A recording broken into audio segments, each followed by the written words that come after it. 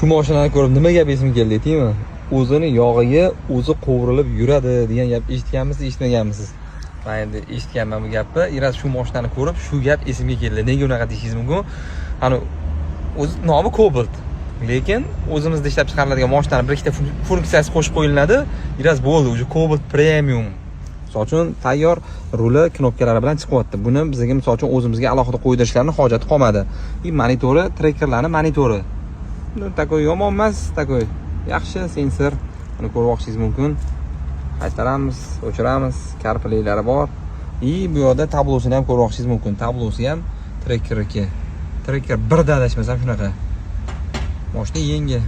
Baribir shunda ham bizga nima xizmatga keldi? Oyna blok qo'ydirgani, o'zini pultidan zavodiyachilik qildirgani, baribir yana qilinadigan ishlari bor-da. Zato Cobalt Premium. Nima deysizlar? Buni ko'rdinglarmi o'zi? Baho berib qo'yasizlar. Endi bu narsalar qo'shilganiga narxi necha pulga oshganidan aniq xabarim yo'q. Bilganlar kommentariyada yozib qoldiringlar.